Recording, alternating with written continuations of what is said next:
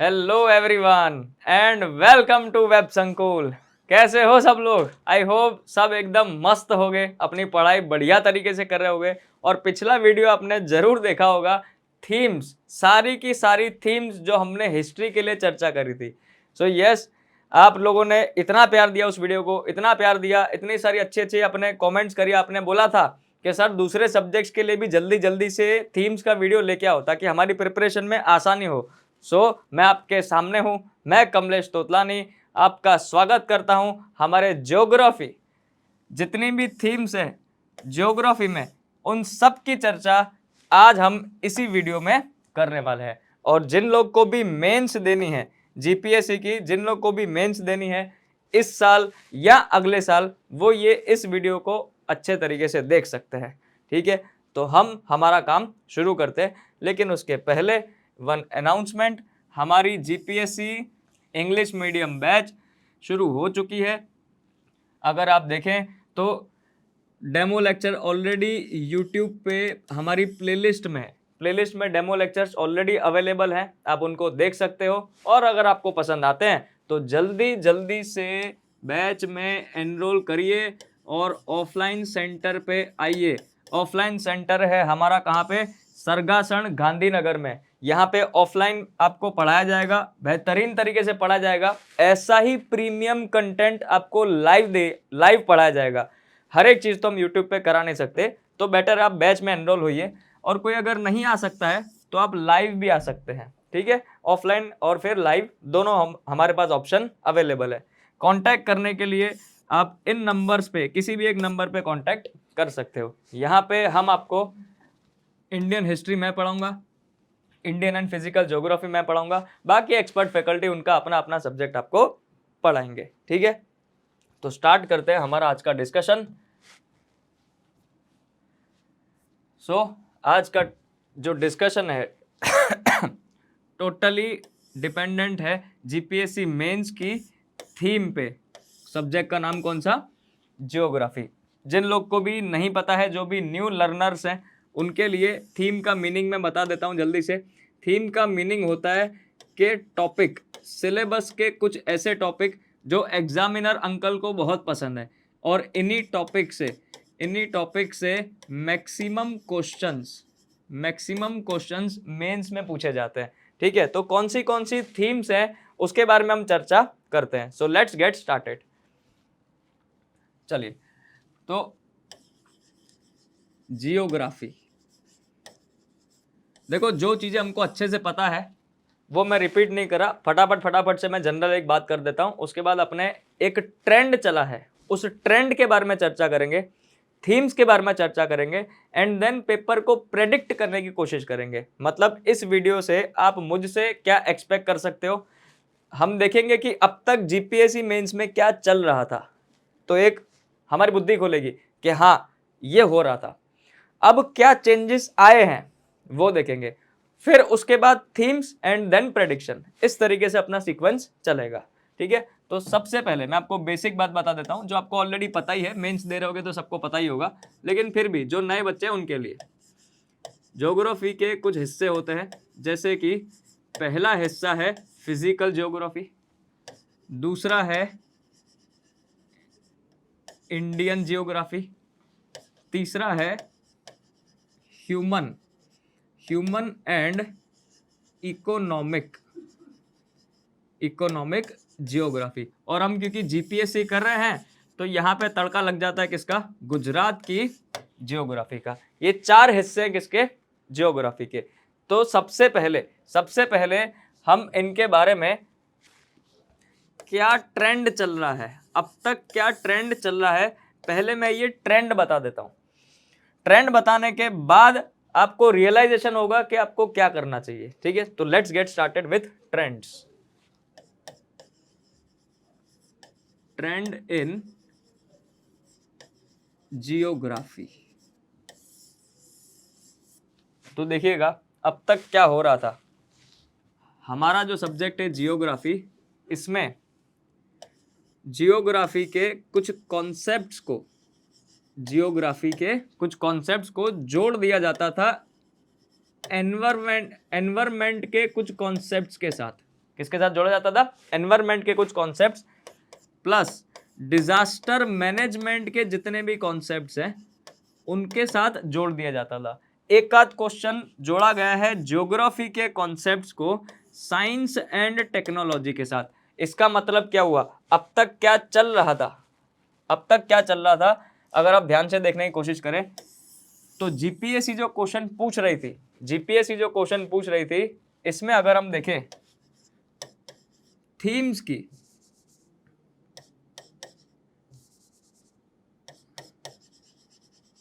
Themes की ये अपना जो जीपीएससी है, थीम्स की क्या कर रही थी? मर्जिंग। अभी आपको पता चलेगा what is mean of merging of things, but आप देखिएगा मर्जिंग ऑफ थीम्स में अगर हम देखें कॉन्सेप्ट्स, जो भी ज्योग्राफी के थीम्स है, जो मैं भी इसके बाद आपको बताऊंगा, उसको एनवायरमेंट की थीम के साथ, एनवायरमेंट के कॉन्सेप्ट के साथ जोड़ देता था, डिजास्टर मैनेजमेंट और साइंस एंड टेक के साथ। एग्जाम्पल देता हूं तो क्लियर हो जाएगा आपको। एग्जाम्पल दैट मीन्स के एक थीम है हिमालयास, जियोग्राफी की, इंडियन ज्योग्राफी में थोड़ी देर में चर्चा करेंगे हम। एक थीम क्या है? हिमालयास। तो हिमालयास ये जियोग्राफी की थीम है, इसको जोड़ दिया पिछले साल 2024 में बायोडाइवर्सिटी के साथ जोड़ दिया। किसके साथ जोड़ दिया? बायोडाइवर्सिटी। ये थीम है किसकी? एनवायरमेंट की थीम है। किसकी थीम है? एनवायरमेंट की थीम है। तो अब देखिएगा हिमालयस को बायोडाइवर्सिटी के साथ जोड़ दिया। इवन अगर आप देखें तो फॉरेस्ट, पिछले साल के क्वेश्चन है, फॉरेस्ट को जोड़ दिया क्लाइमेट चेंज के साथ जोड़ दिया। अब आप देखें जंगल हम कहां पे पढ़ते हैं? फॉरेस्ट, टाइप्स ऑफ फॉरेस्ट हम पढ़ते हैं कहां पे? ज्योग्राफी में।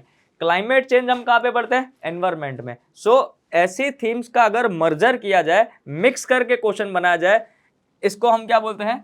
थीम्स की मर्जिंग करना। That means merger of themes, है ना? दो थीम को इकट्ठा करके कुछ एक नया क्वेश्चन बना दिया। तो इसमें आपको वाइड स्कोप मिलता है एक्सप्लोर करने का। आप फॉरेस्ट पे 4 लाइनें लिख सकते हो, क्लाइमेट चेंज पे 4 लाइनें लिख सकते हो, इंट्रोडक्शन और बॉडी अच्छे से लिख सकते हो, कंक्लूड कर सकते हो वे फॉरवर्ड के साथ और कुछ डेटा के साथ या गवर्नमेंट स्कीम के साथ, कुछ भी। तो this is merging of themes. इसमें स्कोप मेरा क्या हो जाता है? वाइड हो जाता है। मैं कोई भी डायमेंशन से लिख सकता हूं, मेरे लिए आसान हो जाता है। ठीक है, यहां तक आई होप सबको क्लियर है।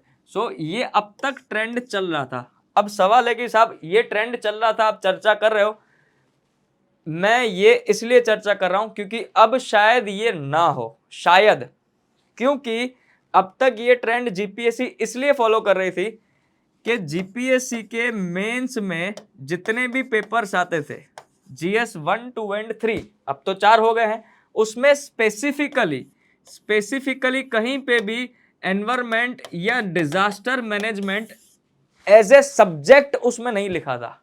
लेकिन इस बार का अगर आप सिलेबस चेक करेंगे, आई होप सभी लोगों ने सिलेबस पढ़ लिया होगा, इस बार का अगर आप सिलेबस चेक करेंगे तो कायदे सर लिख लिया है जीएस 3 के अंदर, जीएस 3 के अंदर एनवायरमेंट एंड डिजास्टर मैनेजमेंट लिख दिया है। तो अब मर्जिंग करने की जरूरत है क्या? आप खुद सोचें, धीरे धीरे बुद्धि खुलना शुरू हो जाएगी। अब तक अलग से नहीं लिखा हुआ था, तो कहीं से भी मर्ज करके क्वेश्चन पूछ लिया। अब इस बार पैटर्न चेंज है, सिलेबस को भी मॉडिफाई किया हुआ है, यूपीएससी स्टैंडर्ड पे लेके गए हैं। तो यहां पे जीएस 3 में आपको लगता नहीं है कि अब तक जो मर्जिंग करके एनवायरमेंट के क्वेश्चन जियोग्राफी के कॉन्सेप्ट से मिक्स हो रहे थे, हो सकता है ना कि एनवायरमेंट और डिजास्टर मैनेजमेंट के क्वेश्चन अब जीएस 3 में ही आए। इसका मतलब यह है कि साहब इस बार जीपीएससी अप्रोच चेंज कर सकती है, इस बार जीपीएससी अप्रोच चेंज कर सकती है, rather than merging the themes with environment, disaster management और साइंस एंड टेक। इस बार हो सकता है कि क्वेश्चन कोर जियोग्राफी से आ जाए, जो कि यूपीएससी भी पूछती है। कोर जियोग्राफी के क्वेश्चंस, मतलब मुझे समझना पड़ेगा प्रॉपर, सिर्फ और सिर्फ जियोग्राफी की थीम्स को समझना पड़ेगा, सिर्फ और सिर्फ ज्योग्राफी की थीम्स को समझना पड़ेगा। इसका मतलब जिन लोगों ने अब तक इस ट्रेंड से प्रिपरेशन करी है, इस ट्रेंड से, वो यही एक्सपेक्ट करेंगे कि इस बार भी ऐसा ही होगा। बट अगर ऐसा नहीं हुआ और कोर ज्योग्राफी के क्वेश्चंस आ गए, तो अब आपका स्कोप कंपैरेटिवली लिमिटेड हो जाएगा। अब फॉरेस्ट और बायोडायवर्सिटी पे दोनों पे लिखने को नहीं मिलेगा, सिर्फ और सिर्फ फॉरेस्ट पे लिखने को मिलेगा। इसका मतलब अगर कोर ज्योग्राफी से क्वेश्चन आए तो आपकी जितनी भी सब्जेक्ट रिलेटेड नॉलेज है उसकी गहराई चेक कर सकती है, उसकी डेप्थ को इस बार जीपीएससी चेक कर सकती है। क्योंकि कोर ज्योग्राफी से क्वेश्चन लिखना और उसमें भी आंसर्स लिखना, अगर आप ध्यान से समझें, it takes a lot of hard work. Exam में ना साहब अगर प्रैक्टिस करके नहीं जाओगे ना तो पॉइंट्स दिमाग में नहीं आएंगे, ठीक है। प्रैक्टिस करना है और अगर आप देखें डीप एनालिसिस करना है, डीप रिवीजन करके जाना है, एक एक चीज मेरे को अच्छे से याद होनी चाहिए।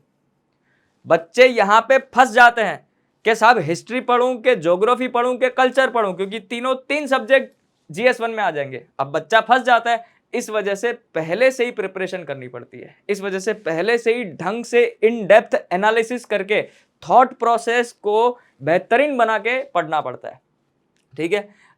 आगे कोर ज्योग्राफी, तो अब हम क्या करेंगे, सबसे पहले मैं आपको कोर ज्योग्राफी की थीम्स के बारे में आइडिया दूंगा और उसके बाद 2 अप्रोच बताऊंगा। दोनों अप्रोच के लिए माइंडसेट तैयार हो जाना चाहिए, है ना। दोनों अप्रोच के लिए माइंडसेट तैयार हो जाना चाहिए। आइदर जीपीएससी यही पैटर्न फॉलो कर सकती है, हमारे लिए शॉक फैक्टर नहीं होना चाहिए, क्या ऐसा कैसे हो गया, ये नहीं होना चाहिए। हम दोनों ही अप्रोच को बराबर तवज्जो देंगे, बराबर इंपॉर्टेंस देंगे। ये जो ट्रेंड चल रहा है इसको तो देना ही देना है। इसके अलावा जो हम थीम सभी पढ़ेंगे उसको थोड़ा सा और इंटरेस्टिंगली और बेहतर तरीके से देख के जाना है, ठीक है। चलिए तो अब हम क्या करते हैं, अब हम कोर ज्योग्राफी की थीम्स को अपने डिस्कस करते हैं, ठीक है। आई होप अब तक सबको क्लियर हो रहा है ना। ये ट्रेंड वाला अपने इधर रहने देते हैं, बाद में इसका फिर से उपयोग करेंगे। चलिए so let's get started with the themes of geography. इसी थीम्स की अगर मैं बात करूं, सबसे पहले जो इजी है जिसमें कम क्वेश्चंस आते हैं, पहले उसकी चर्चा कर लेते हैं। सबसे पहले आएगा ह्यूमन जियोग्राफी। ह्यूमन जियोग्राफी बच्चे मैक्सिमम इग्नोर करके जाते हैं, यहां से तो कुछ क्वेश्चन ही नहीं आते, बट नहीं, गलत है। यहां से एक क्वेश्चन आता है ना, ज्यादा टॉपिक नहीं है। ह्यूमन ज्योग्राफी में सबसे पहला जो टॉपिक है that is demographic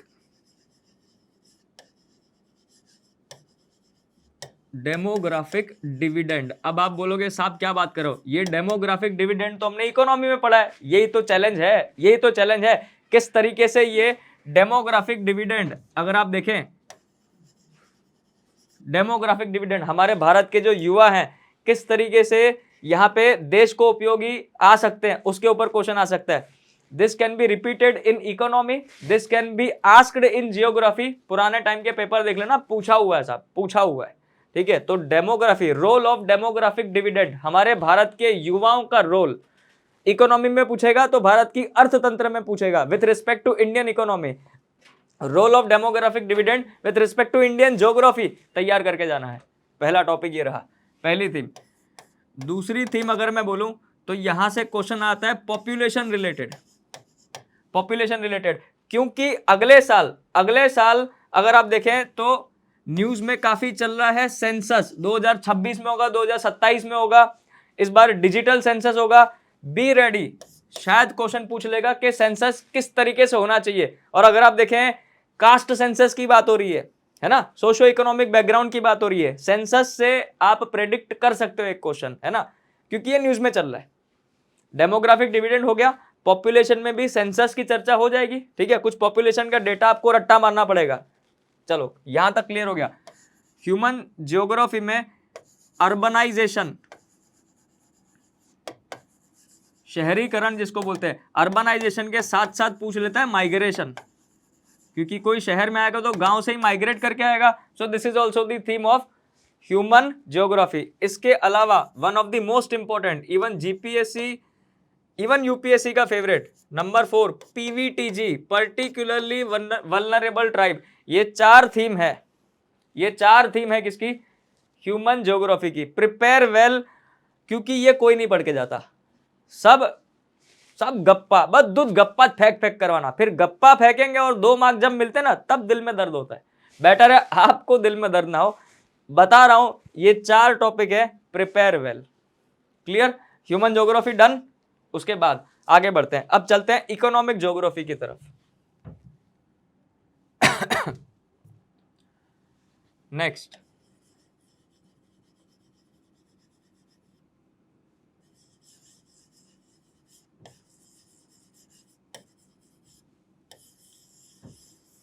economic geography.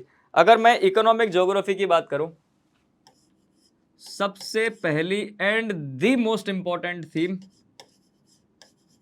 Agriculture and agroclimatic Jones. Agriculture and agroclimatic Jones, India का भी देखना है प्लस गुजरात का भी देखना है, साथ साथ में गुजरात का भी बता रहा हूं। Agriculture and agroclimatic Jones, India and Gujarat. यहां पे टाइप्स ऑफ सॉइल, अब तक स्पेसिफिकली टाइप्स ऑफ सॉइल पे डिस्कशन करके क्वेश्चन नहीं आया है, कभी भी आ सकता है।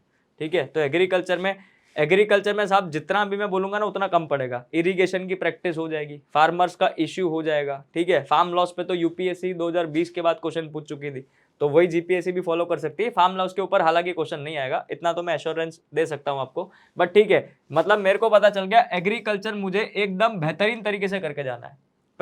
पहला थीम ये हो गया। दूसरा अगर मैं देखने की कोशिश करूं तो एग्रीकल्चर के बाद जो आता है ये इंडस्ट्री सेक्टर आता है। इंडस्ट्री, अब इंडस्ट्री में भी क्या है, अगर हम देखने की कोशिश करें तो आपको माइंस पढ़नी है, मिनरल्स पढ़नी है, और इंडस्ट्री का अलग अलग प्रकार की इंडस्ट्री के लोकेशंस पढ़ने हैं। आपने अच्छे से आई होप पढ़ा होगा कि भाई आयरन एंड स्टील इंडस्ट्री ज्यादातर साउथ इंडिया में कर्नाटक में क्यों बनती है, क्योंकि लोहा वहां से ज्यादा मिलता है। ठीक है, कोल इंडस्ट्री के ऊपर क्वेश्चन आ सकते हैं, है ना। अल्फ्रेड वेबर का आपने वो इंडस्ट्रियल लोकेशन का थियरी आई होप सबने पढ़ा होगा, है ना। तो अगर आप देखें, हो सकता है ये स्पेसिफिकली पूछ ले, अल्फ्रेड वेबर। बच्चे कंफ्यूज होते हैं जो पढ़ते नहीं है। अल्फ्रेड वैगनर अलग है, वैगनर है कॉन्टिनेंटल ड्रिफ्ट थियरी वाले, ये है अल्फ्रेड वेबर जिन्होंने इंडस्ट्री कहां पे डालनी चाहिए, कि मेरे को कोयला इस जगह से मिल रहा है, मेरे को लोहा इस जगह से मिल रहा है, तो इंडस्ट्री बीच में यहां पे होनी चाहिए, या कोयले के साइड ज्यादा होनी चाहिए, लोहे के साइड ज्यादा होना चाहिए, है ना। Weight gain industry, weight lose industry, foot loose industry पे क्वेश्चन आ चुका है। सो अल्फ्रेड वेबर का जो मॉडल है ये मोस्ट फेवरेट है यूपीएससी का। जीपीएससी अगर वो स्टैंडर्ड पे जाना चाहेगी तो डेफिनेटली एक क्वेश्चन, अगर आप समझे, इंडस्ट्री और उसकी लोकेशन पे पूछा जा सकता है। क्लियर है। सो इंडस्ट्री वाला चैप्टर मैं ढंग से करके जाऊंगा। एक हो गया एग्रीकल्चर, दूसरा हो गया इंडस्ट्री। तीसरी जो थीम है ये है वाटरवेज, जो पहले जीपीएससी क्वेश्चन पूछ चुकी है। हालांकि इस बार मुझे नहीं लगता कि वाटरवेज पे क्वेश्चन आएगा, लेकिन मैं इसके साथ साथ ये जरूर पढ़ के जाऊंगा, ports, because this is in news. जो न्यूज में है उसकी आने की संभावना ज्यादा हो जाती है। ठीक है, सो हमको अच्छे से पढ़ के जाना है। पोर्ट का लोकेशन, कौन से मेजर पोर्ट हैं, कौन से मेजर पोर्ट है, कौन से माइनर पोर्ट हैं इंडिया में, इसका अच्छे से मुझे मैप बनाना है। इसकी लोकेशंस मुझे पता होनी चाहिए, क्योंकि वही हमको फिगर बनाना है, वही डायग्राम बनाना है पेपर में। यहां पे जीपीएससी वाले बच जाते हैं, यूपीएससी वाले बेचारे फंस जाते हैं, क्योंकि पोर्ट और ये वाटरवेज, इवन माइंस, मिनरल्स, ये सब इंडिया लेवल का तो पढ़ना ही पड़ता है, वर्ल्ड लेवल का भी पढ़ना पड़ता है, और यूपीएससी वर्ल्ड लेवल का पूछ लेती है। बच गए हो, जीपीएससी में हो, बच गए हो, इंडिया का ही याद रखना है, इंडिया का याद रखना है। साथ साथ में हमारे ऑयल के भंडार, ऑयल के सोर्सेस, इनके ऊपर से भी आप क्वेश्चन एक्सपेक्ट कर सकते हो। हालांकि स्पेसिफिकली ऑयल पे क्वेश्चन नहीं पूछेगा, बट घुमा फिरा के कहीं ना कहीं ऑयल का जिक्र जरूर हो सकता है, बिकॉज ये हमेशा ही न्यूज में रहता है। ठीक है, सो इकोनॉमिक ज्योग्राफी में सबसे पहली थीम कौन सी है? एग्रीकल्चर। दूसरी थीम कौन सी है? इंडस्ट्रीज। इंडस्ट्री में भी सब पॉइंट्स मैंने बता दिए। एग्रीकल्चर तो कंप्लीट पढ़ के जाना है, कंप्लीट, चाहे वो कहीं पे भी पढ़ते हो। इकोनॉमी में भी अगर आप एग्रीकल्चर पढ़ रहे हो उसका भी पढ़ के जाना, है ना। मैं ये नहीं पूछ रहा कि एमएसपी पे क्वेश्चन आ जाएगा। एमएसपी पे क्वेश्चन आएगा इकोनॉमी में, डेफिनेटली आएगा, है ना। फूड सब्सिडी पे क्वेश्चन आएगा इकोनॉमी में, फूड सिक्योरिटी पे क्वेश्चन आएगा इकोनॉमी में। बट एग्रीकल्चर, उसके रिलेटेड इश्यूज क्या क्या है, स्पेशल टाइप्स ऑफ एग्रीकल्चर, है ना। एरोपोनिक्स, हाइड्रोपोनिक्स, सभी ने पढ़ा होगा, है ना, सभी ने पढ़ा होगा। पर्ल फार्मिंग, है ना, कंपोजिट फार्मिंग, वर्मी कंपोस्टिंग, ये सारी एग्रीकल्चर की नई नई टेक्निक, नई नई टेक्निक में जो पढ़ते नहीं है वो अभी भी ड्रिप इरिगेशन, स्प्रिंकलर इरिगेशन वही पढ़ के जाते हैं। नहीं, वो जमाने गए। अभी न्यूज में चल रहा है, न्यूज में चल रहा है हाइड्रोपोनिक्स। लिख देता हूं जिन लोगों ने नहीं पढ़ा होगा उनके लिए। हाइड्रोपोनिक्स, इसमें आपको सॉइल की जरूरत नहीं पड़ती है, मिट्टी की कोई जरूरत नहीं पड़ती है, पानी में खेती करते हैं, है ना। हाइड्रोपोनिक्स, हाइड्रो, पानी में एक केमिकल सॉल्यूशन में होने वाली खेती, ठीक है। Aeroponics, these are special agricultural techniques, so this can be a game changing question can discuss the special agricultural techniques rather than conventional agricultural practices, है ना। बेहतरीन क्वेश्चन बन सकता है अगर जीपीएससी को एडवांस लेवल पे एक स्टेप आगे जाना है, ये क्वेश्चन आ सकता है। Hydroponics, aeroponics, tissue culture, vermi composting, सब पूछा जा सकता है ना। So prepare well. Agriculture done, industry done, waterways, ports, सब कुछ क्लियर, ठीक है। चलो, तो हमने 3 थीम तो अच्छे से डिस्कशन कर ली। चौथी थीम, यहां पे इंडियन गवर्नमेंट का बहुत ज्यादा फोकस है। इंडियन गवर्नमेंट का फोकस है, डबल इंजन की गवर्नमेंट है, गुजरात गवर्नमेंट का भी डेफिनेटली फोकस है।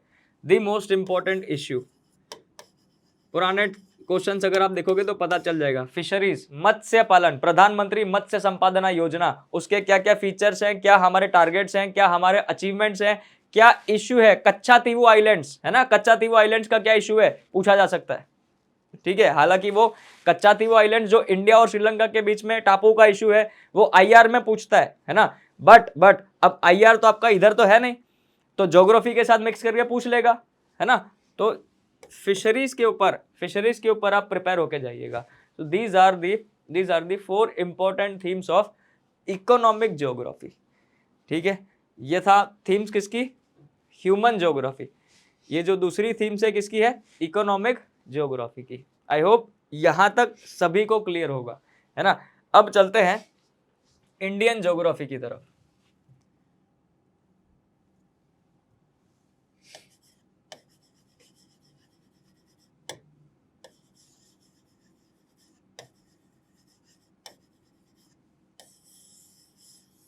इंडियन ज्योग्राफी में प्रीलिम्स में मैक्सिमम क्वेश्चंस आते हैं, बहुत क्वेश्चंस आते हैं। हालांकि मेंस में कम क्वेश्चंस आते हैं, बट जो क्वेश्चंस आते हैं बेहतरीन क्वेश्चन पूछता है। देखिएगा, सबसे पहले one of the most typical topic जो बच्चों को याद नहीं रहता, पहला ही क्वेश्चन ये आ जाता है, फॉरेस्ट।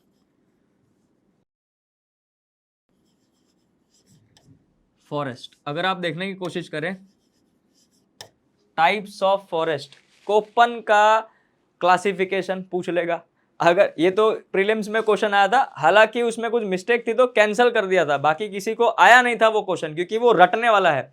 टाइप्स ऑफ फॉरेस्ट के ऊपर या फिर फॉरेस्ट के इम्पैक्ट के ऊपर, जैसे पिछली बार फॉरेस्ट और बायोडाइवर्सिटी को कनेक्ट कर लिया था, फॉरेस्ट और क्लाइमेट चेंज को कनेक्ट कर लिया था, उस तरीके से अलग से कहीं ना कहीं फॉरेस्ट पे क्वेश्चन बन सकता है, या फिर फॉरेस्ट से मिलने वाले रिसोर्सेस के ऊपर इधर क्वेश्चन बन सकता है, ठीक है। So forest is an important theme.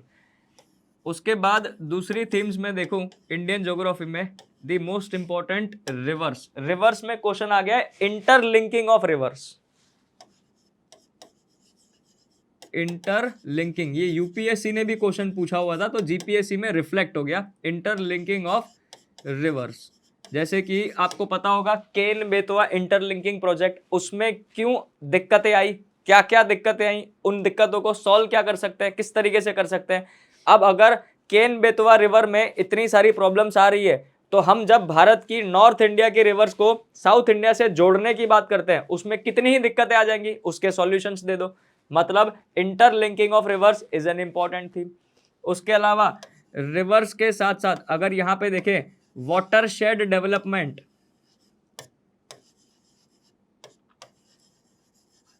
Watershed development जो कि हम इसको वे फॉरवर्ड में लिखते हैं, हमेशा क्या करना चाहिए, this is the conclusion, watershed development है ना, कि नदी के साथ साथ छोटे छोटे चेक डैम्स बनाने चाहिए, पानी का संग्रह हो जाए, है ना, सॉइल इरोजन को रोका जाए, हर एक चीज यहाँ पे वाटरशेड डेवलपमेंट में कंट्रोल हो जाती है। आई होप आपने ये टॉपिक पढ़ा होगा तभी पता चलेगा मैं क्या कह रहा हूं। नहीं पढ़ा होगा तो सब फिर बाउंसर होगा, और ये तो एग्जाम में पूछ लेता है, इस वजह से इन डेप्थ पढ़ना पड़ता है, इस वजह से रिक्वायर्ड है कि आप एनालिसिस करें, थॉट प्रोसेस डेवलप करें, इन डेप्थ पढ़ें। हम तो यहाँ पे इन डेप्थ आपको पढ़ाते ही है, ठीक है, ये सब कुछ टॉपिक यहाँ पे डिटेल में पढ़ाया जाता है। खैर, सो फॉरेस्ट आ गया, उसके रिसोर्सेज आ गए, रिवर्स आ गया, इंटरलिंकिंग आ गया, वाटरशेड डेवलपमेंट आ गया। अभी पूछ सकता है कि रिवर्स की वजह से कौन से यहाँ पे इश्यूज आ सकते हैं। अब आप देखो, हिस्ट्री का टॉपिक यहाँ से ज्वाइंट हो सकता है, इंडस वाटर ट्रीटी, जिसको हमने क्या कर दिया है, सस्पेंड कर दिया है, इंडस वाटर ट्रीटी पे शायद क्वेश्चन पूछ ले, घुमा फिरा के कहीं से क्वेश्चन आ जाएगा, है ना। ठीक है, तो रिवर्स को हम अच्छे से प्रिपेयर करके जाएंगे। नंबर 3, हालांकि ये क्वेश्चन पूछ लिया है, इस बार कम संभावना है, लेकिन फिर भी हिमालयास में क्या क्वेश्चन पूछ लेगा, सीधा सीधा डिफरेंस पूछ सकता है, difference between western ghat and eastern ghat. नहीं तो क्या करेगा, थीम नंबर, ध्यान से देखना, बड़ा ही इंटरेस्टिंग है, थीम नंबर 1 को, फॉरेस्ट को, ये कनेक्ट कर देगा किससे, हिमालयास के साथ, क्योंकि हिमालयास के ऊपर भी तो फॉरेस्ट मिलते हैं, तो स्पेसिफिकली बोल देगा discuss the type of forest found in Himalayas, है ना। ये इंटरलिंकिंग ऑफ थीम्स हो गई, यहाँ पे इंटरलिंकिंग ऑफ रिवर्स करते हैं, यूपीएससी जीपीएससी बड़ी होशियार है, इंटरलिंकिंग ऑफ थीम्स कर देती है। तो फॉरेस्ट को जोड़ दिया किसके साथ, हिमालयास के साथ, लो हैप्पी बर्थडे। अब क्या करोगे, क्योंकि इसमें याद रखने पड़ते हैं काफी सारे नाम, काफी सारे नेम्स, जंगलों के नेम्स, पेड़ों के नेम्स, इन सब के नाम जब तक हम एग्जाम में नहीं लिखते हैं मार्क्स नहीं मिलते हैं। फिर बोलते रहने का कि हाँ ये पत्ता जाड़ा होगा, पतला होगा, नीडल शेप होगा, कॉनिफेरस होगा, बट जब तक पेड़ का नाम नहीं लिखोगे तब तक मार्क्स नहीं मिलेंगे, और पेड़ के नाम किसी को याद नहीं होते, हमेशा ही देख के जाना पड़ता है। तो लास्ट मोमेंट पे टाइप्स ऑफ फॉरेस्ट में अलग अलग प्रकार के जितने भी ट्रीज हैं उनके नाम जरूर देख के जाना, कहीं ना कहीं काम में आ जाएगा। मैं ये नहीं बोला सिर्फ यहाँ पे काम में आएगा, एनवायरनमेंट में काम में आ जाएगा, डिजास्टर मैनेजमेंट में काम में आ जाएगा, एसए में अगर कोई क्लाइमेट के रिलेटेड क्वेश्चन पूछा हुआ है, टॉपिक पूछा हुआ है, वहां पे काम में आ जाएगा। सो ये ट्रीज के जितने भी एग्जाम्पल्स हैं, जितने भी नाम हैं, वो हम ढंग से तैयारी करके जाएंगे। Indian geography and one of the most important theme, इसको तो मैं अलग से लिख देता हूं, इंडियन मॉनसून में भी अल नीनो, ला नीना, ये सब आपने पढ़ा होगा। अल नीनो, ला नीना, वेस्टर्न डिस्टरबेंस जिसके ऊपर क्वेश्चन पूछा जा चुका है, वेस्टर्न डिस्टरबेंस, उसके अलावा मैडन जूलियन ऑसिलेशन, MJO आपने पढ़ा होगा। यहाँ पे जेट स्ट्रीम के ऊपर से क्वेश्चन बन सकता है ना, जो कि वेस्टर्न डिस्टरबेंस से जुड़ा हुआ है, temporary jet stream versus permanent jet stream, that is Indian monsoon. Bharat के ऊपर कौन से ऐसे फैक्टर्स हैं जिससे इंडियन मॉनसून प्रभावित होता है ना, ये सारे फैक्टर्स पे क्वेश्चन पूछा जा सकता है, ठीक है। सो ये हो गई कौन सी ज्योग्राफी, इंडियन ज्योग्राफी। फॉरेस्ट आ गया, रिवर आ गया, हिमालयस आ गए, मॉनसून आ गया, खेल खत्म, ठीक है, डन। तो हमने क्या देख लिया, इकोनॉमिक ज्योग्राफी देखा, ह्यूमन ज्योग्राफी देखा, इंडियन ज्योग्राफी देखा। चलते हैं नेक्स्ट, फिजिकल ज्योग्राफी। अब ये सबसे लंबा टॉपिक है, इस वजह से मैंने लास्ट में ही रखा हुआ है।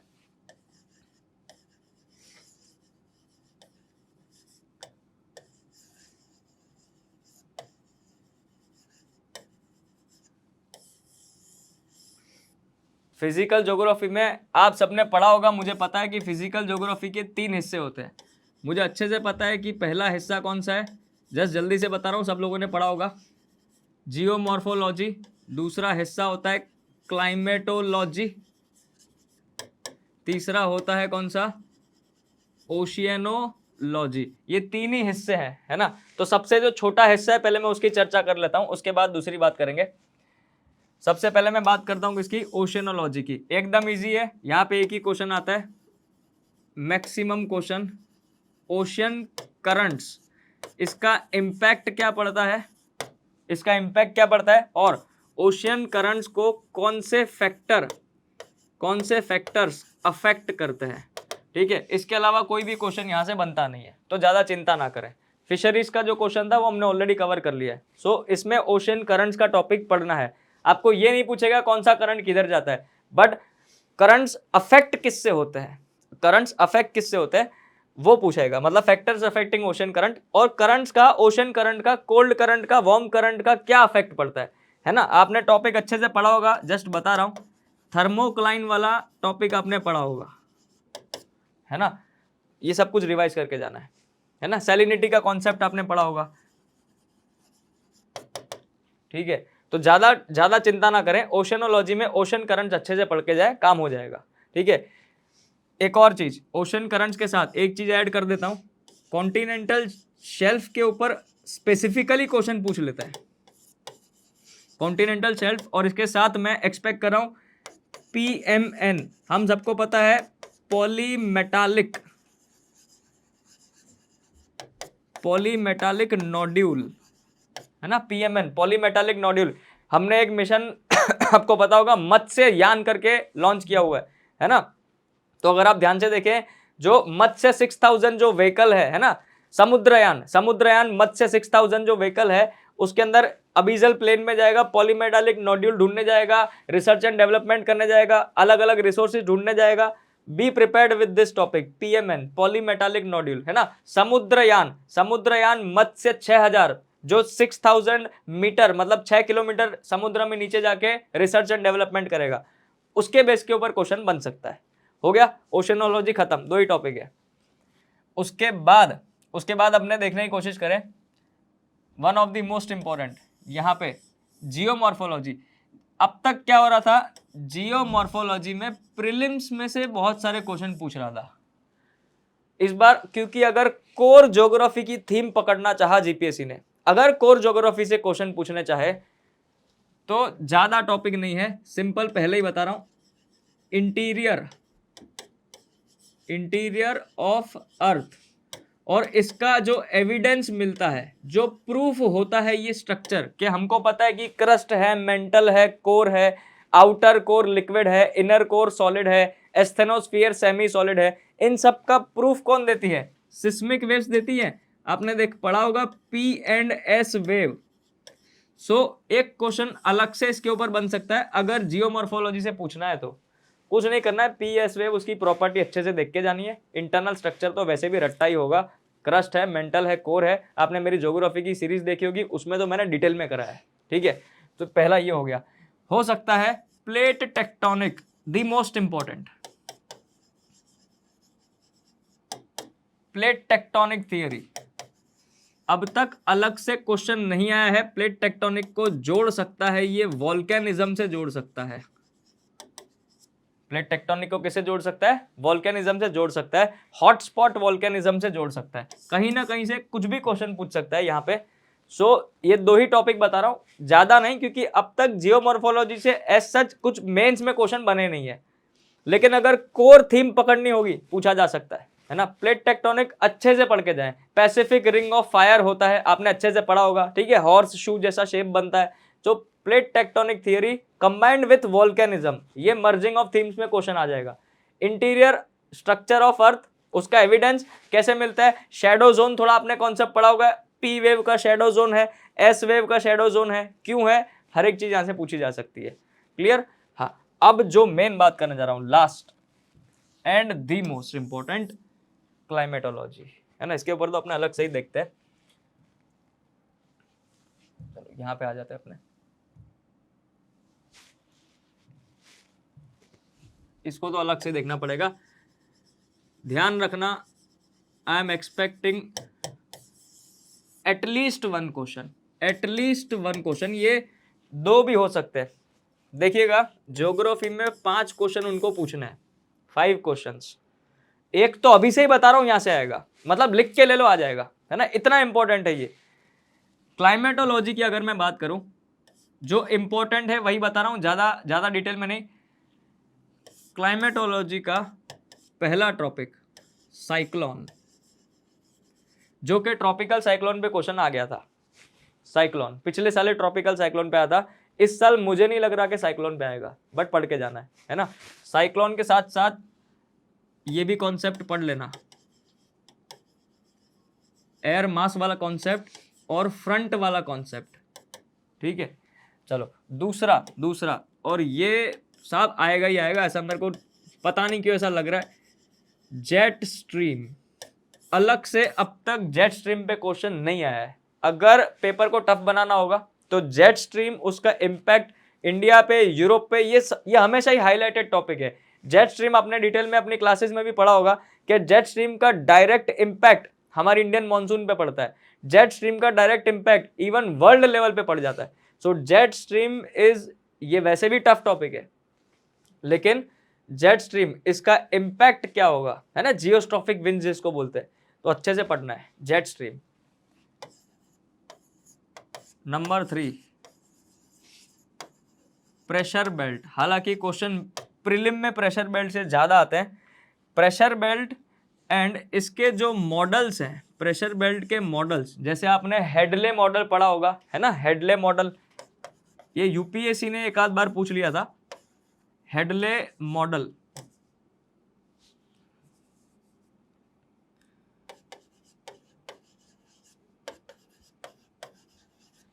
फेरल मॉडल, ये सब आप अपनी क्लास में, रेगुलर क्लासेस में पढ़ते होगे, ठीक है। तो प्रेशर बेल्ट का सिस्टम यहाँ से पूछा जा सकता है, हालांकि ज्यादातर नहीं आएगा।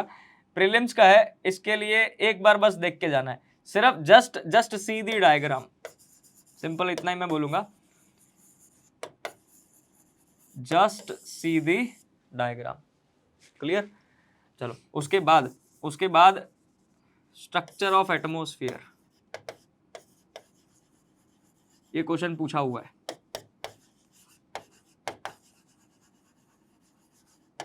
प्रीलिम्स में तो आता ही आता है। Specifically it can be asked role of thermosphere, role of ionosphere, है ना, इन रेडियो कम्युनिकेशन। आपने पढ़ा होगा रेडियो कम्युनिकेशन किस तरीके से होता है, मतलब यहाँ से सिग्नल भेजते हैं, किस तरीके से हमको रेडियो पे सुनाई देता है। आयनोस्फीयर का रोल पूछा जा सकता है, ठीक है। स्ट्रक्चर ऑफ एटमॉस्फेयर एनी में पूछा जा सकता है।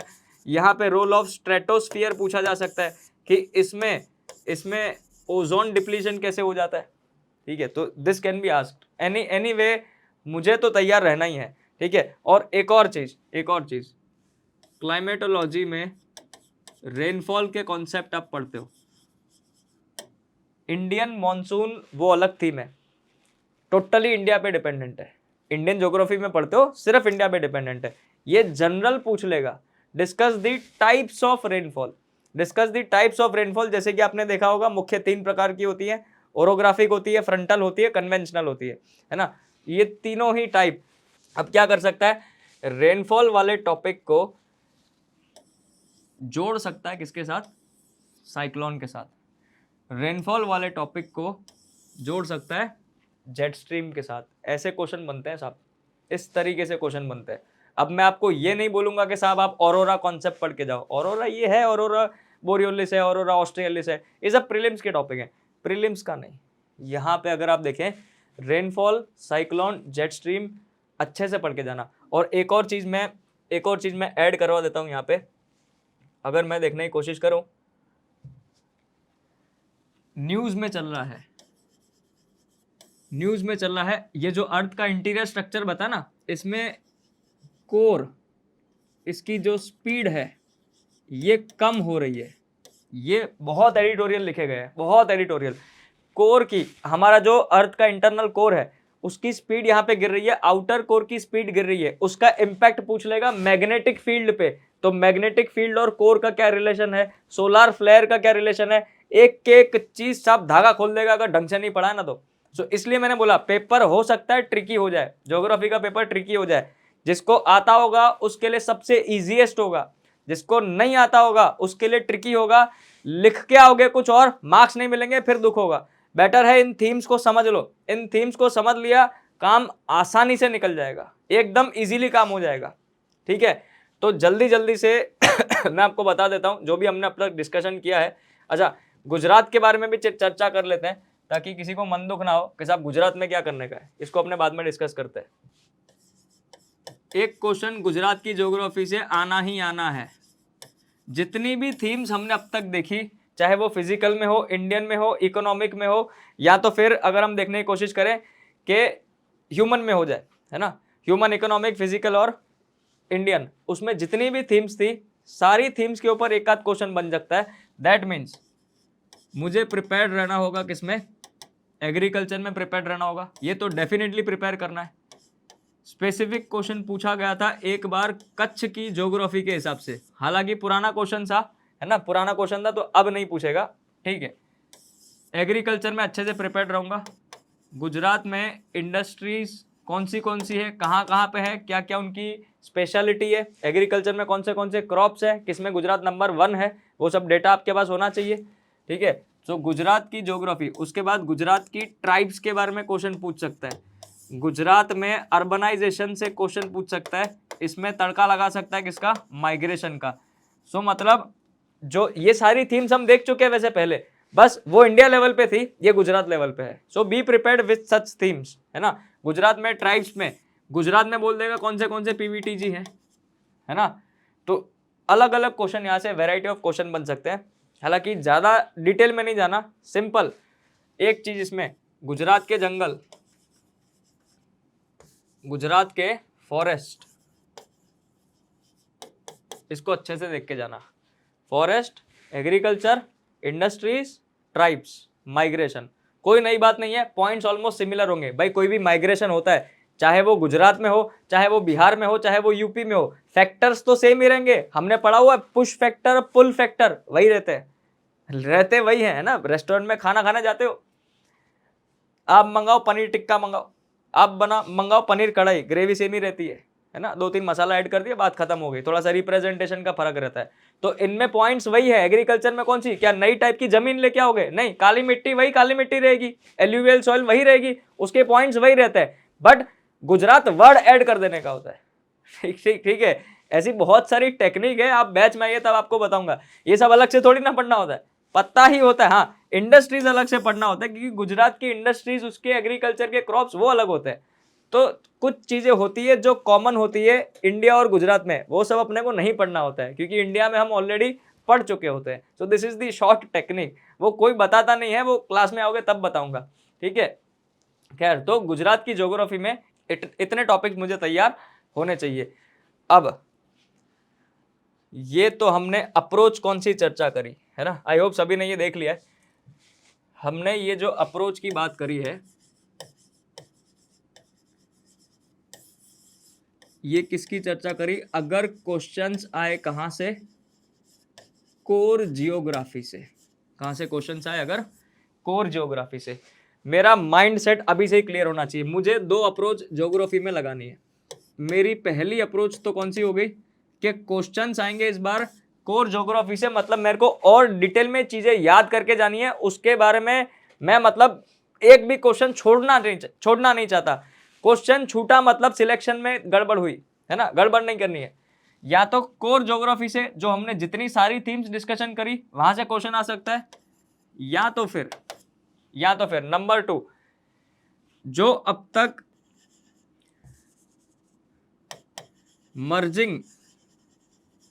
मर्जिंग ऑफ थीम्स, जैसे कि geography plus environment plus disaster management plus थोड़ा बहुत साइंस एंड टेक, जैसे कि विंड एनर्जी का क्वेश्चन पूछ लिया था ज्योग्राफी में, पेपर देखना पता चलेगा साहब, भूखा बोला दिया था, है ना। या तो ये मर्जिंग ऑफ थीम्स, मेरी 2 अप्रोच मेरे माइंड सेट में अभी से ही क्लियर कर दूं मैं।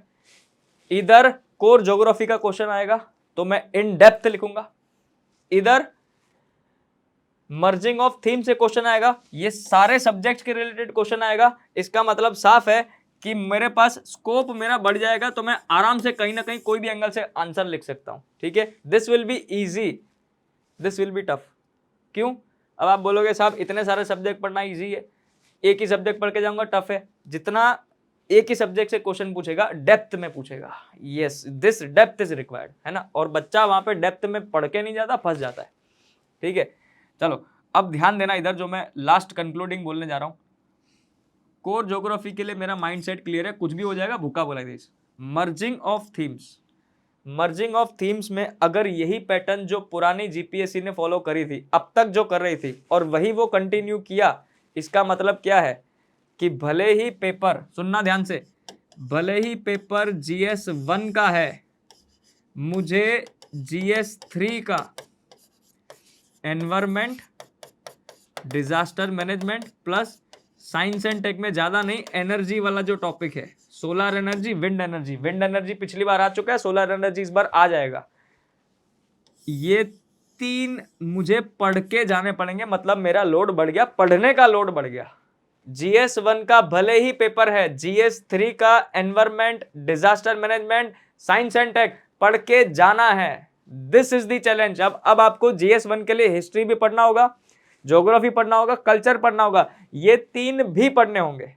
क्योंकि अगर जीपीएससी ने यही पैटर्न कंटिन्यू किया तो मना थोड़ी करोगे कि नहीं नहीं साहब ऐसा थोड़ी होता है, हम तो कोर ज्योग्राफी पढ़ के आए थे, आपने इंटरमिक्सिंग कैसे पूछ लिया। नहीं, तैयार होके जाना है। तो साहब करूं क्या? टॉपिक्स मैं अभी से ही बता देता हूं, थोड़े बहुत टॉपिक्स है, ध्यान में रख के जाना है ना। मैं ऐसा नहीं बोला पूरा एनवायरमेंट पढ़ के जाओ, but climate change, climate change इसको एक बार देख के जाना। क्लाइमेट चेंज के साथ साथ जुड़ा हुआ है पॉल्यूशन, पॉल्यूशन को अच्छे से देख के जाना है। इसके साथ कॉप, यस कॉप अगर आप देखें कॉप 29 ये पढ़ के जाना। Paris agreement, Paris agreement, India ने कौन सी कस्में खाई थी, है ना, इंडिया ने क्या क्या वादे किए थे, वो पढ़ के जाना है। बस इतना ही पढ़ना है किसमें, एनवायरमेंट में। ठीक है, डिजास्टर मैनेजमेंट में फ्लड को अच्छे से पढ़ के जाना है, लैंड स्लाइड्स पढ़ के जाना है, साइक्लोन्स पढ़ के जाना है। इतना तो कम से कम पढ़ के जाना। ठीक है, साइंस एंड टेक पूरा मत पढ़ के जाना भाई, पूरा मत पढ़ के जाना, है ना। कितना कितना पढ़ोगे साइंस एंड टेक में, बस एनर्जी पढ़ना, और मैं ज्यादा लोड नहीं दूंगा। सोलार पढ़ के चले जाना बस, क्योंकि विंड वो पूछ चुके हैं, अब विंड नहीं आएगा, सोलार पूछ लेगा। क्योंकि सोलार में हमने इतनी प्रगति करी है, न्यूज में चल रहा है ना, न्यूज में चल रहा है कि हमने 100 गीगावाट पास कर दिया। क्या है ये? सोलार है। सोलार से एनर्जी हमने ज्यादा जनरेट करी है। दैट मीन्स कि यहाँ से क्वेश्चन सोलर एनर्जी से, पीएम कुसुम योजना से कहीं ना कहीं से क्वेश्चन बन सकता है। ठीक है, बाद में अगर टाइम मिलेगा तो मैं चर्चा करूंगा साइंस एंड टेक पे अलग से, बट ये जितना लिखा है उतना तो कम से कम, भले ही जीएस 1 का पेपर है, पढ़ के जाना ही जाना है। Clear? Done. So this was the theme, this was the theme in geography, है ना। अब थोड़ा सा प्रेडिक्शन भी कर लेते हैं, बस 2 मिनट प्रेडिक्शन भी कर लेते हैं, ताकि पता तो चले। साहब इतनी सारी थीम चिपका के चले गए, प्रेडिक्शन कौन करेगा? रुको रुको सब्र करो। प्रेडिक्शन तो यही है। सबसे पहले अगर मैं देखने की कोशिश करूं, ह्यूमन ज्योग्राफी, ह्यूमन ज्योग्राफी में एक तो सेंसस वाला, यानी कि पॉपुलेशन से रिलेटेड मेरे को लग रहा है। पीवीटीजी पहले बहुत साल पहले पूछा था, नाम याद रख के जाना है, और इसमें सिर्फ नाम याद करना। मैं ऐसा नहीं बोला कि पीवीटीजी मेरा प्रेडिक्शन नहीं है, बस सिंपल मेरे को लग नहीं रहा कि क्वेश्चन आएगा, बट देख के तो जाना ही है। दूसरा मेरे को ये अर्बनाइजेशन माइग्रेशन वाला लग रहा है ना। डेमोग्राफिक डिविडेंड मेरे को इकोनॉमी में लग रहा है। ठीक है, तो अपने बाद में बात करेंगे। So population, census and urbanisation and migration, this is the prediction, है ना। पढ़ के तो सब जाने हैं। ठीक है, मैं भगवान नहीं हूँ, जस्ट सिर्फ मैं एक की एरिया दिखा रहा हूँ। उसके बाद economic geography, special techniques, agriculture पे तो डेफिनेटली आएगा, लिख के ले लो, क्वेश्चन आएगा। इंडस्ट्री पे आइदर और, या तो इस पे या तो इस पे, दोनों में से कोई एक पे क्वेश्चन आ सकता है। वाटरवेज मेरे को नहीं लगता कि आएगा, क्योंकि वो पूछ लिया है। पोर्ट के ऊपर अब तक नहीं पूछा है। स्कीम्स पढ़ के जाना, पर्वतमाला, भारतमाला, सागरमाला, तीनों की 3 स्कीम तैयार होनी चाहिए। ठीक है, सो पोर्ट पे एक आध क्वेश्चन लग रहा है। फिशरीज पे इस बार लग रहा है कि क्योंकि जोर लगाया है इस बार, फिशरी में जोर लगाया तो क्वेश्चन पूछ लेगा, है ना। तो ये दिस इज द प्रेडिक्शन। उसके बाद इंडियन ज्योग्राफी डेफिनेटली मॉनसून पे आ सकता है, just a minute, definitely monsoon पे क्वेश्चन आ सकता है। दूसरा, रिवर पे इंटरलिंकिंग पे क्वेश्चन आ चुका है। हिमालयस पे मुझे नहीं लगता क्या आएगा, नहीं हिमालयस पे मुझे नहीं लग रहा, बट फॉरेस्ट में अच्छे से पढ़ के जाऊंगा। प्रेडिक्शन क्या है, फॉरेस्ट है, उसके बाद मॉनसून है, फॉरेस्ट है, मॉनसून है, बस बाकी मुझे नहीं लगता। वाटरशेड डेवलपमेंट में क्वेश्चन पहले पूछा था, इस बार नहीं, इस बार नहीं लग रहा, मुझे नहीं लग रहा। तो इंडियन ज्योग्राफी में फॉरेस्ट एंड मॉनसून, बस इससे ज्यादा मुझे नहीं लग रहा। देन फिजिकल ज्योग्राफी, यहां से तो इस बार ये कोर वाला तो मेरे को लगता ही है, क्योंकि कोर की स्पीड कम हो गई तो इंटीरियर ऑफ अर्थ से एक क्वेश्चन आ जाएगा। This is the new theme, this can be A surprise factor also, क्योंकि अब तक क्वेश्चन नहीं आया है, सरप्राइज फैक्टर बन सकता है। तो एक तो ये, या तो फिर प्लेट टेक्टोनिक, मतलब जियोमॉर्फोलॉजी से ऐसा क्वेश्चन लग रहा है पूछेगा, ठीक है। ओशियनोलॉजी में लग रहा है करंट, ओशन करंट से क्वेश्चन पूछ सकता है। सैलिनिटी थर्मोक्लाइन नहीं लगता मुझे, ठीक है। और ये जो पॉलीमेटालिक नोड्यूल है अलग से क्वेश्चन पूछ सकता है, या तो थोड़ा बहुत उसके ऊपर हिंट आपको दे सकता है, ठीक है। चलो तो अब और कुछ बच गया क्या, जस्ट अ मिनट। गुजरात में, गुजरात वाला तो ठीक ही है, गुजरात में तो एक क्वेश्चन तो जितनी थीम्स है वो एक बार पढ़ के जानी है ना, उसमें तो एक तो आएगा ही आएगा, ठीक है। सो दिस इज द प्रेडिक्शन, हमने सारे इंपॉर्टेंट टॉपिक। हाँ, क्लाइमेटोलॉजी बाकी है, रुक जाओ। क्लाइमेटोलॉजी में jet stream, definitely jet stream cyclone पे आ चुका है, तो इस बार जेट स्ट्रीम पे आ सकता है, या तो फिर रेनफॉल पे क्वेश्चन आ सकता है, ये दो ही लग रहे हैं, ठीक है। सो दिस इज द प्रेडिक्शन, है ना। हमने सारी की सारी थीम देख ली, सारी की सारी अप्रोच देख ली, हमारा माइंड सेट क्लियर कर दिया कि कोर ज्योग्राफी से क्वेश्चन आएंगे तब भी दिक्कत नहीं है, इंटर मर्जिंग ऑफ थीम से क्वेश्चन पूछेगा तब भी दिक्कत नहीं है। सारी थीम्स अब तैयार हो चुकी है, सारी थीम्स के ऊपर मैंने जैसे पहले बताया था, इंट्रोडक्शन, कंक्लूजन, बॉडी के की पॉइंटर्स, फिगर्स, डायग्राम्स सब तैयार रखना है, ठीक है। अब ज्यादा टाइम है नहीं आपके पास, अगर अभी से लिख नहीं सकते, तैयार नहीं कर सकते, रीड तो कर सकते हो, क्लास नोट्स को तो रिफर कर सकते हो, डू दैट, क्लियर है। चलो यहां तक हमने देख लिया, है ना। थीम्स हो गई, प्रेडिक्शन हो गया, तो बस फाइनल कंक्लूजन कि हमारी बैच, देखो इतनी सारी हम मेहनत कर रहे हैं आपके लिए, है ना। ये तो अभी यूट्यूब पे आपको ऐसा फील हो रहा होगा कि साहब आप हमारे लिए मेहनत करके आ रहे हो, आप एक बार ऑफलाइन बैच में आओ, आपको लिटरली पता चलेगा कि व्हाट इज रिक्वायर्ड, है ना, व्हाट इज रिक्वायर्ड, क्या करना चाहिए। बच्चे को ये नहीं पता होता, और गलती से अगर मेंस आ गई, गलती से क्यों बोल रहा हूं, क्योंकि कुछ लोग तुक्का मार के भी पास हो जाते हैं, तो मेंस में फंस जाते हैं।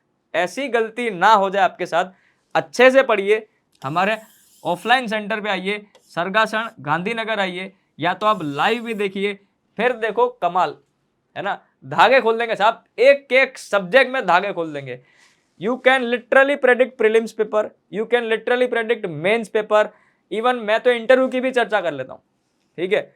जितना मेरा एक्सपीरियंस है मैं हर एक चीज दे देता हूँ। आप आइए ऑफलाइन बैच में, मजा ना आए तो मुझे बोलना, ठीक है।